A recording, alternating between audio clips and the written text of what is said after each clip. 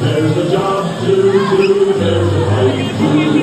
Follow me, follow me, and it won't be until we all live. Mr. Chin with follow me.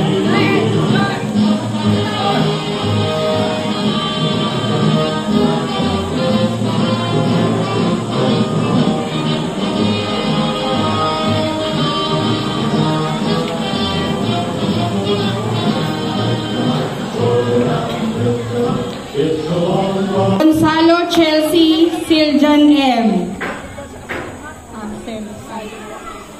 Briones Princess Gabriel B. This ceremony symbolizes their commitment to the values and principles of scouting and readiness to embark on an adventure of character building and community service. Junior Patrol Leader, bring the candidates forward.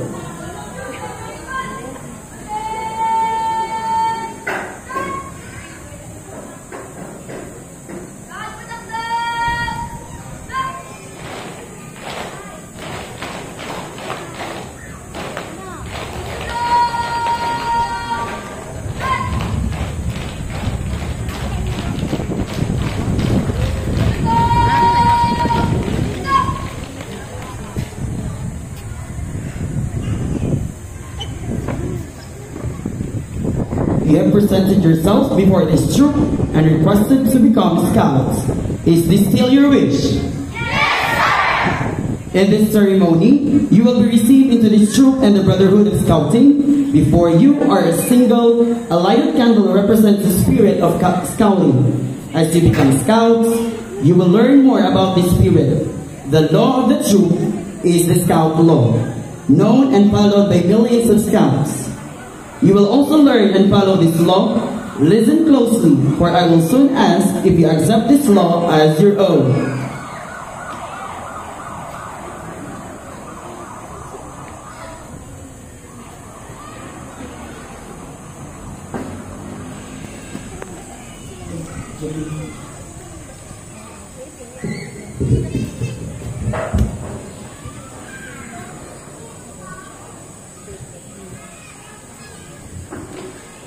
A scout is trustworthy.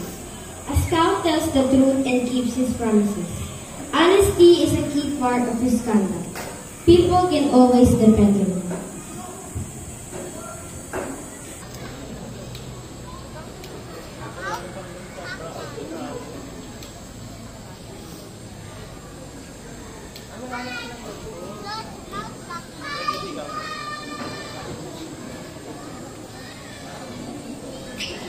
You have heard the 12 points of the Scout Law. Do you accept this law as scouts and promise to do your best to live by it? Yes, we do! Scouts also live by another code, the Scout Oath. The Scout Oath describes 3 duties every scout must accept: his duty to God, his duty to others, and his duty to himself. If I want you to make this promise publicly for the first time.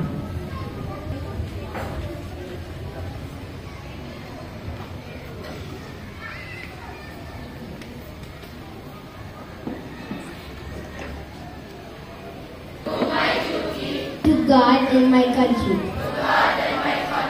The Republic of the Philippines.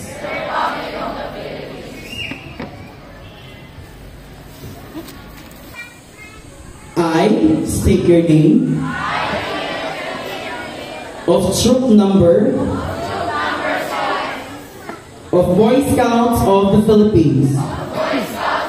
Cavite Council. Pledge to do my best. To prepare myself. For service to others. I further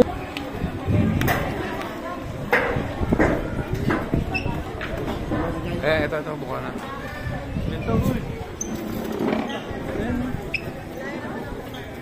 Ang tama si Jay.